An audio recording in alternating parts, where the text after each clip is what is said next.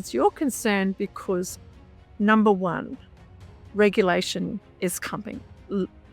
There are laws already covering the largest end of our business spectrum, but most of us in our own way supply into those big companies.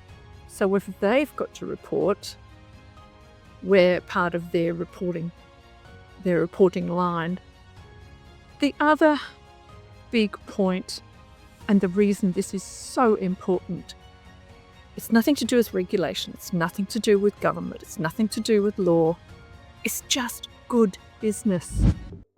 Welcome back. Today we're going to look at the topic of, well, it's a topic that you probably don't want to hear about, you think you don't need to know about, but you really do, particularly if you're interested in working with larger businesses and government departments.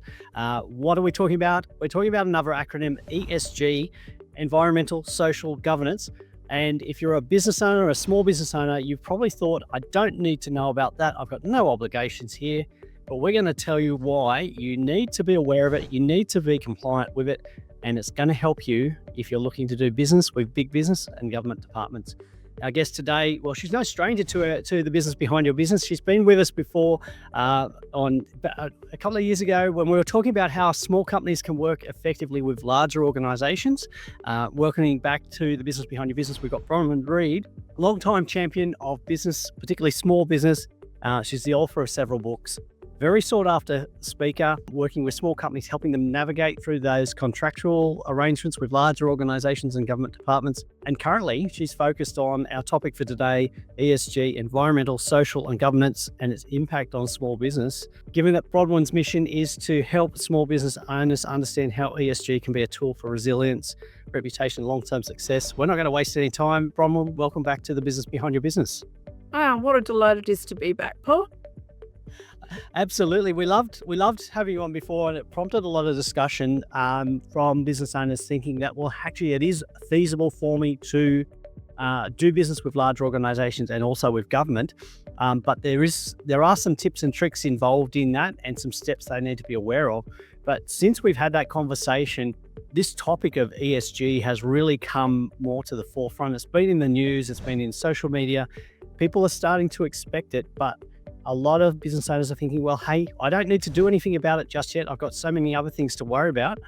What exactly are we talking about? Why is ESG not just an issue for big businesses?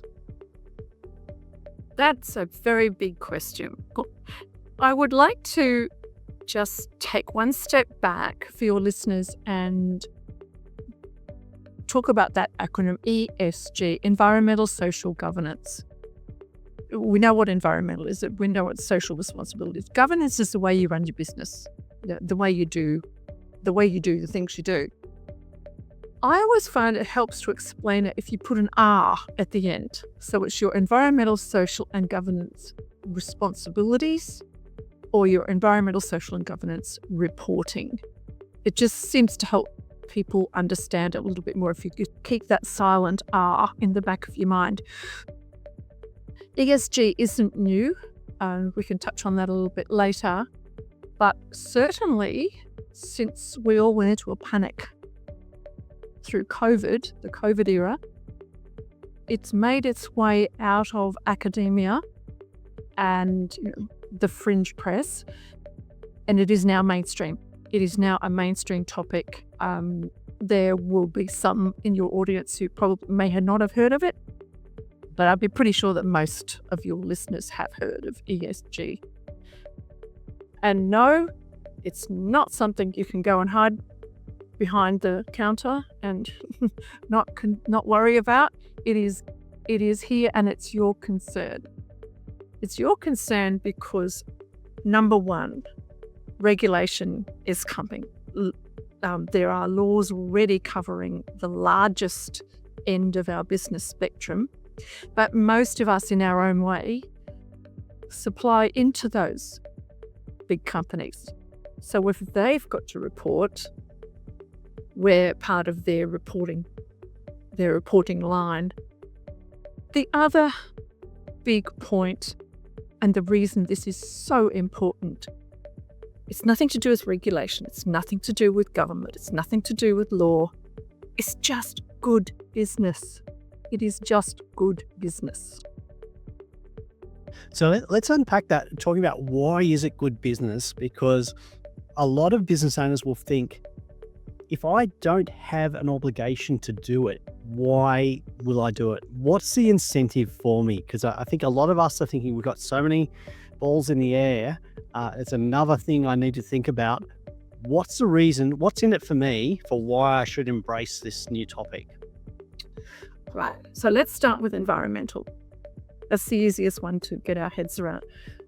Hopefully we've all figured out now that throwing our rubbish and our plastic bottles on the lawn is not a good thing to do.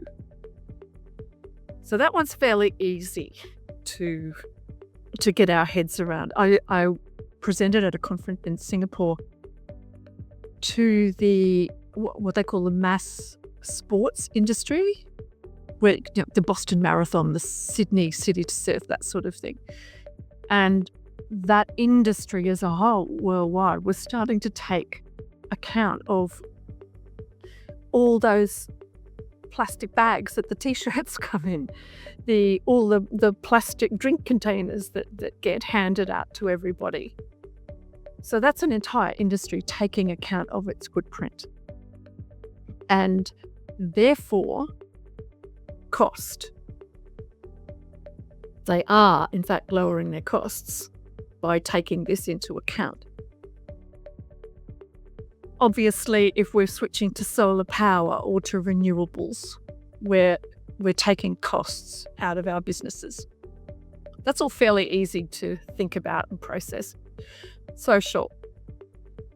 This is what consumers are looking for now, particularly those millennials, those troublesome millennials, and those Gen Xs and Gen Zs. They are looking for more than just product. They will take a job, they will change who they buy from according to that company's set of values, their environmental impact, are they using slave labour, etc. That is how they are making their purchasing decision. So if you want customers, and if you want those people, the best and the brightest of those generations to come and work for you, that's what they're going to do. That's what they're going to be looking at.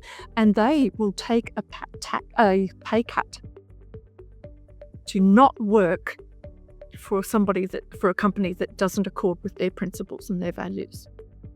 So if you want staff, if you want customers, we'll go on to money. And probably not so much for us at the smaller end of town, but certainly when you get into the medium of the small, medium enterprises, start talking about raising money, venture capital, that sort of stuff. They will be looking at your ESG performance, 100%. There have been numerous studies over the last certainly 20 years that show that businesses with good ESG performance, or there's several other acronyms that get used, outperform other businesses financially. Return on investment, PE ratios, all of those lovely financial measures that we're looking at. So that's the short version of why we need to be looking at this, and it is just good for business. Yeah, I think we tend to focus as a business owner, we're focusing on those financial reporting goals, but we've had a number of discussions recently. So we recently had Georgie and Tothan talking about this whole idea of work that's worth it, purpose in work. And she particularly highlighted that Gen Z were looking to align with companies, align with employers that had a purpose beyond just profit. Now, it's quite a divisive statement, because we've had some interesting discussion that's come out of that episode, where a lot of, over 50-year-old employers are, resisting the the desire to hire Gen Z, thinking that they are lazy and unproductive and not motivated, but we're not understanding the motivation. So that helps address that, and perhaps you're attracting the wrong Gen Zs because you don't have a purpose that aligns with them. We've also had that I'm just trying to recall the episode, but we was discussing about the impact of the Modern Slavery Act and your obligations to be aware of where your suppliers are sourcing their product from, and what kind of processes and policies they have. So it's very, I think we're not in a isolated situation anymore. We're being very aware that the world's become more global, which means that we've got a lot more influence on our activities that we may not actually be aware of. So we need to go into that a lot more detail. And I think one of the issues, I guess one of the forces holding back small, medium business owners about embracing ESG and is that conversation with their accountant. And they say, do I need to do anything about this ESG reporting stuff? And the accountant's thinking, no, that's more work for me. I'm not gonna, no, you don't need to worry about that. You've got no obligations. So don't do it. And in fact, I was actually asked that question recently. Do you have any clients that need to report on that? And immediately I went, no, nobody's got any obligations. But then I was thinking, I've got clients that want to contract with government. I've got clients looking for contracts with larger organizations. And it's not just the quality control. You've actually got to demonstrate, as you've just mentioned, and we'll delve into it more, that compliance with that ESG framework, why it's essential if you want to do business with those organizations. My co-author is an expert in the modern slavery regulation and auditing, etc. You also mentioned financial reporting. Now, those clever Italians, they figured out that old double entry bookkeeping stuff, 500 years ago, whatever, how many years ago. So we've got pretty good at that. We know how to do it, we understand it, and there's lots of laws around it. So if that's all we concentrate on, and if that's all we report on, it's no wonder that that's all we talk about. So for those companies that you mentioned who don't have an obligation as yet to do ESG reporting, if they don't do any reporting on that or measuring on that, don't be surprised that the conversation stays with financial measurements. We need to be a little bit proactive about showing what we're doing. And as you rightly pointed out, and your other guest rightly pointed out, that's what people are looking for. And there was so much research during COVID. We've come off the end of that, but people were really looking at that stuff during COVID. And that, to me, was the spark that brought this whole discussion out of the academic journals and the fringe press. So we need to change our conversation and stop just talking about balance sheets and profit and losses. Yeah, and I think when we limit that to the balance sheet, profit and loss, we're limiting about a lot of other things. We're limiting because very much your profit and loss and balance sheet are the snapshot of your business at a particular point in time. It's a measurement of your performance over a specific time period. But what is missing from those financial statements are a lot of the other indicators of how healthy your business is in terms of like, what's your sales growth like? Where are your customers coming from? How loyal are your customers to you? What's going to stop them from buying from your competitor who they align with better? We've had conversations about understanding your customers' values in order to sell more, which has also raised a bit the ire of a few of our commentators. But it's the idea that if you understand your customers' values and your business is aligned to their expectations in terms of environmental, social, governance criteria, then they're going to buy from you as opposed to your competitor who's not. in alignment. So it's a strategic advantage, really, to start thinking about it and be one of the first in your industry to actually adopt it and use it. There's a little hitch there. It's not really a hitch. That when we are supplying to the biggest end of town, yes, having those credentials and reporting on those credentials is very important. Now, when I first started out doing this and talking about it and writing my first book back in 2017, I would rail against the big end of town that they were just ticking boxes. They didn't really care about the environment or the social or the governance or the modern slavery. They were just ticking boxes. But then I finally came to accept that, okay, if that's the way it is at the moment, I'll take the win. If they are taking care or taking notice of my ESG performance, that's a win, even if they haven't quite got their motives sorted out correctly yet. So it took me a while to get to that point, actually, Paul. But now, probably 10 years down the track, a lot of those companies are now figuring out that we can't just go with the box ticking exercise anymore. We've got to do something actually real here.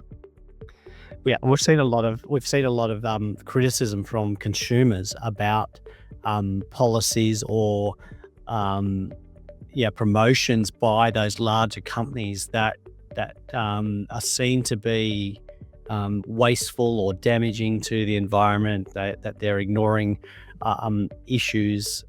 So they're under the microscope a lot more from their customer, which means that if I'm supplying to those larger businesses, I have to come to the party as well. So we've talked in the past. So last time you were on, we were talking about what small companies need to do to be able to do business with larger companies and also government. Is this something that we must get in place in order to move forward? Yeah. As a small supplier to a large company, the last thing you want to be is the one that doesn't get the supply on time every time with quality. That's one of the biggest risks that big companies cite with us. But now we also can't afford to be the one that blots their ESG copybook. Several years ago, you remember when Nike was caught, in effect, using slave labour to manufacture its products. More recently, Qantas, with their offering to sell flights that weren't going to fly, they had already been cancelled, and then arguing the toss about whether you could get your money back. That created, talk about destroy a valuable brand. Consumers react very badly to that stuff now. They just don't like it. And they will take their wallets with them and their credit cards and walk away. Mm. So we've seen some, just mentioned some instances of big businesses that have got this really wrong and the impact it's had. And we've introduced why it's so essential for your business to adopt this. What are some of the practical steps that we can take as business owners to move forward with ESG? First thing I would say to any small business, and it takes up the theme that you addressed right at the beginning of our chat today, that so many SME owners think, just another thing I've got to do. I've got so much to do. And I get that. That's why our prescription, Dr. Mawson, my prescription in the book, start small. Just do little things. For instance, in our environmental company, we have taken a step of we pay a company to recycle some of the things that we use in our business that we can't recycle using the normal council recycling bin. It's a small thing that we've decided to do. It just involves getting the staff involved and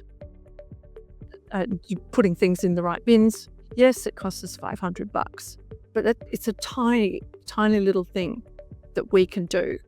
And do we put that in all our tenders and our presentations? Heck yeah.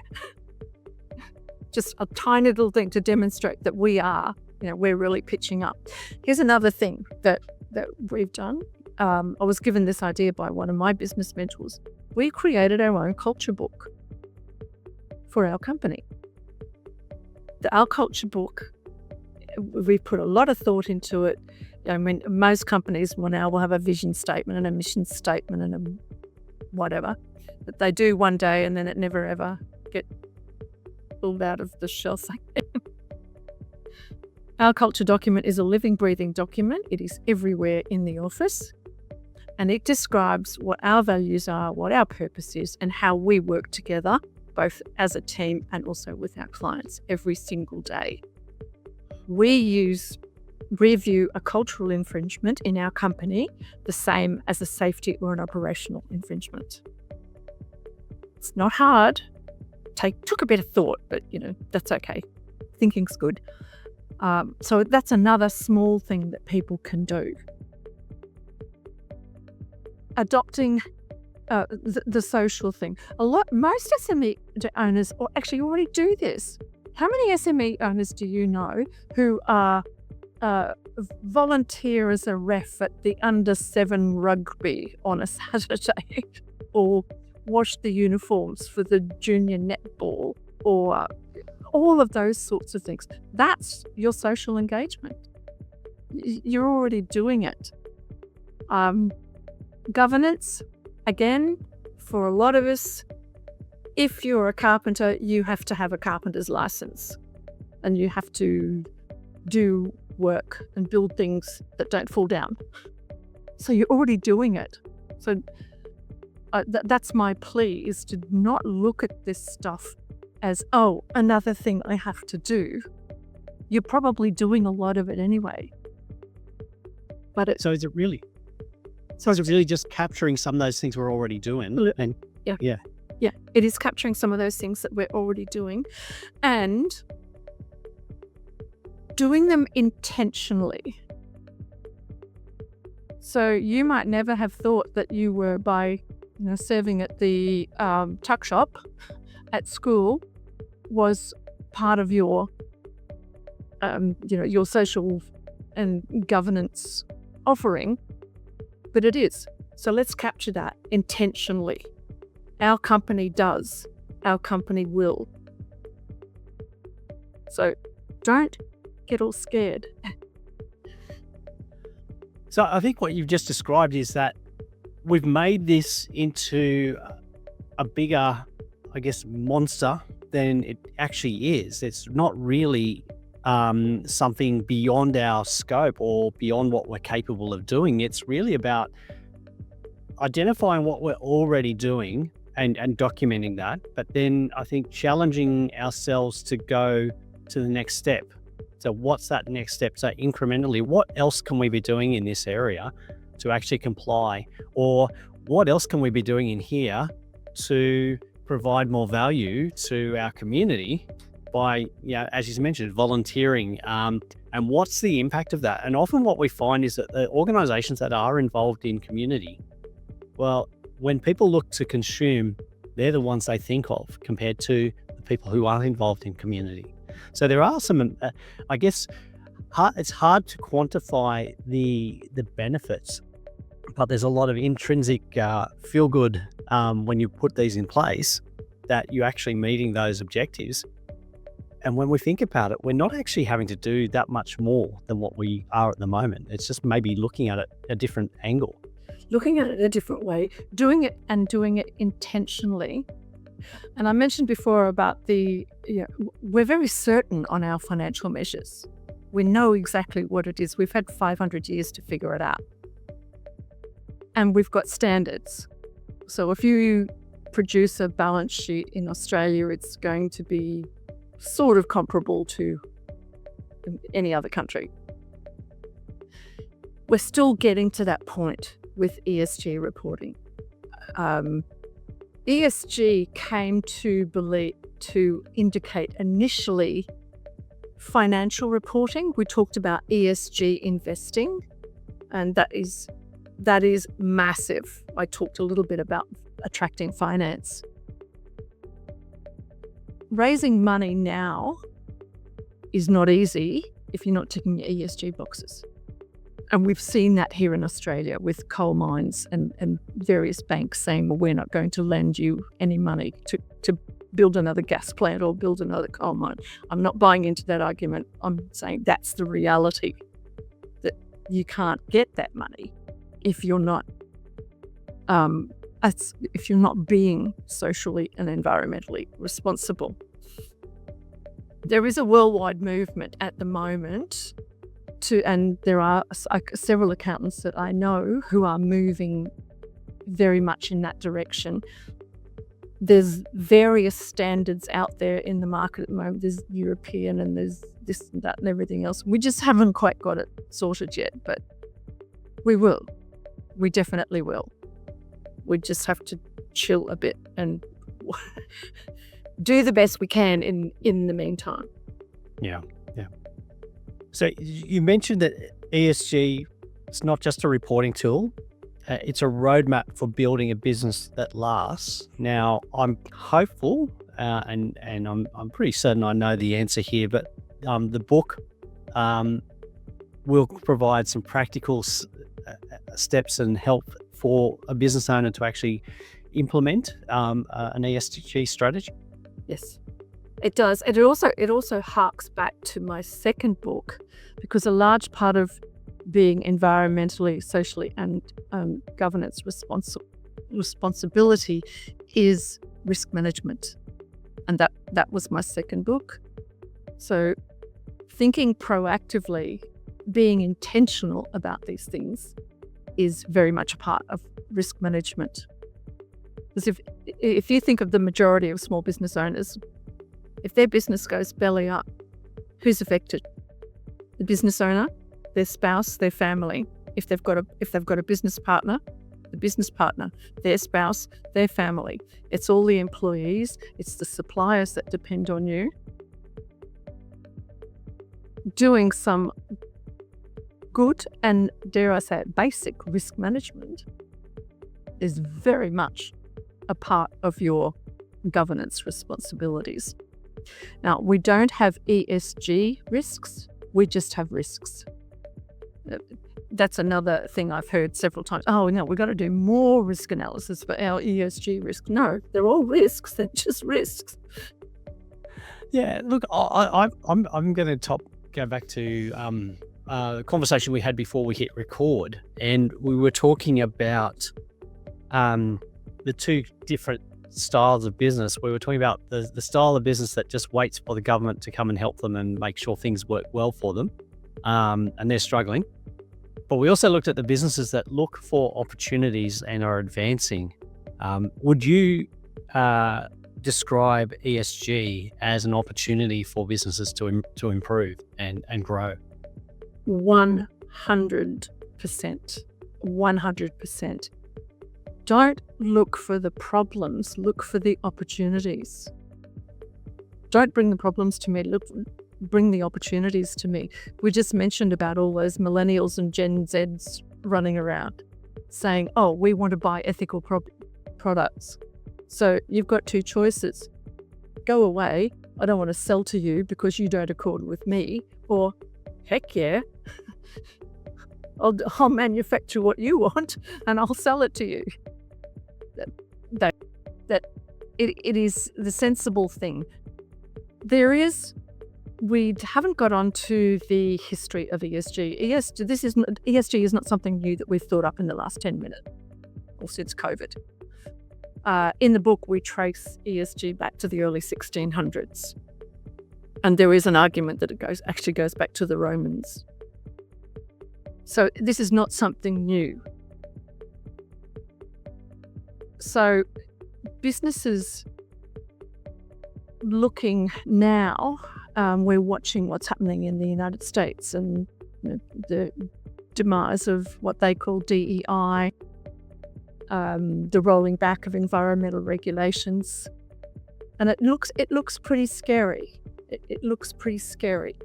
But if we look at the big long timeline, it's another phase in ESG comes in and out of vogue under various disguises using various acronyms as we go through history.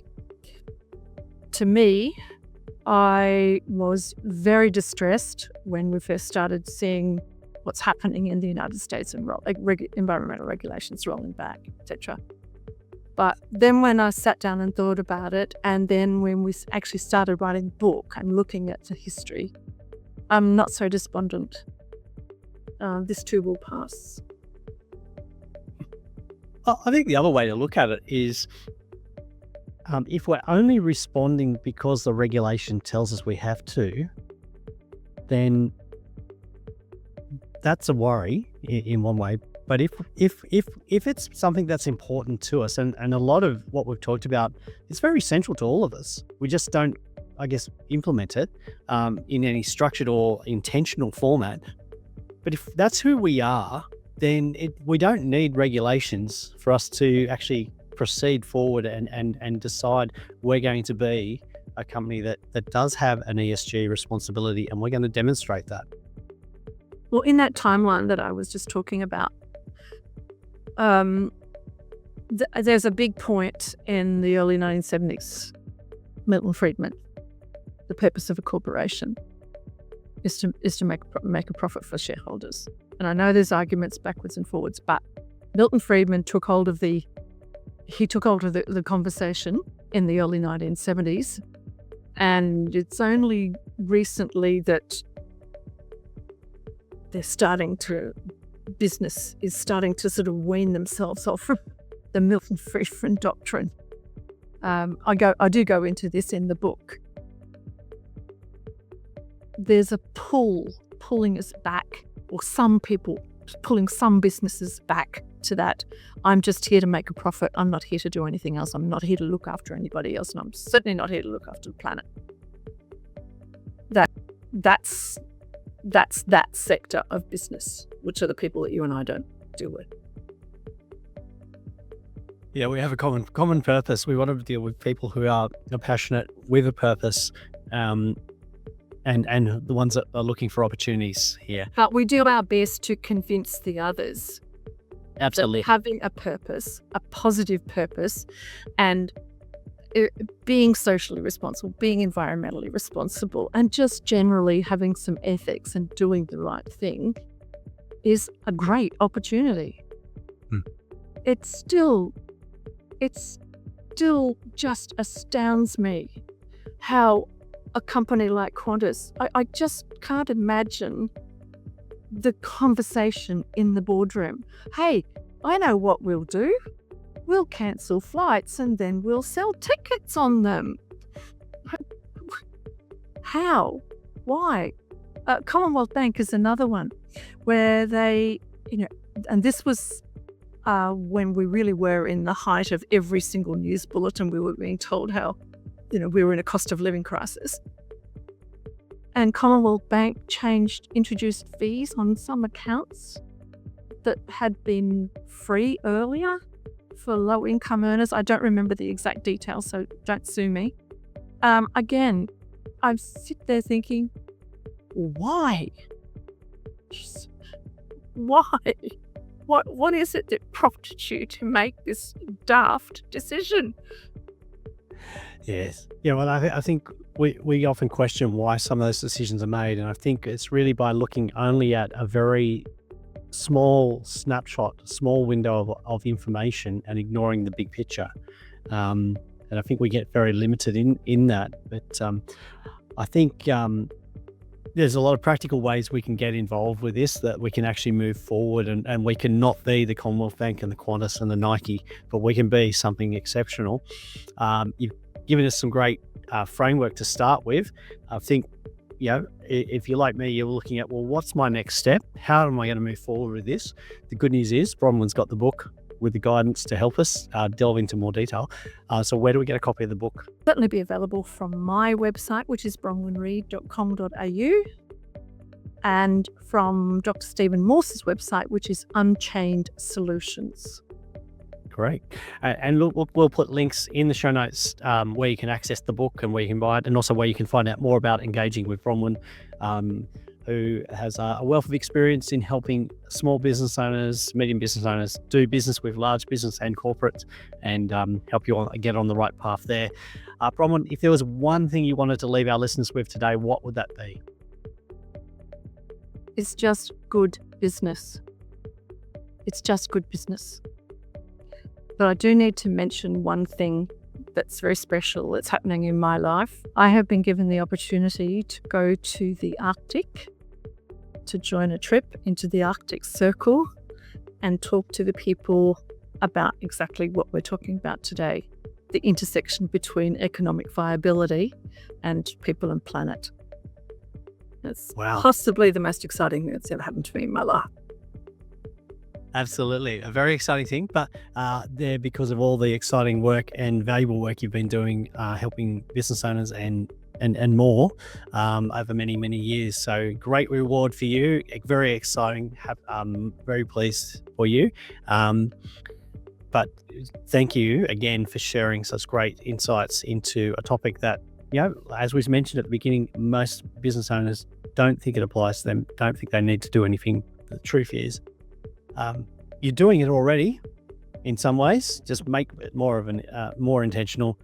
And it does apply to you because it is about being, it makes good business sense, and that's a good driver as well. So Bronwyn, thank you again for coming back and sharing with us again on the Business Behind Your Business podcast. It's been an absolute pleasure.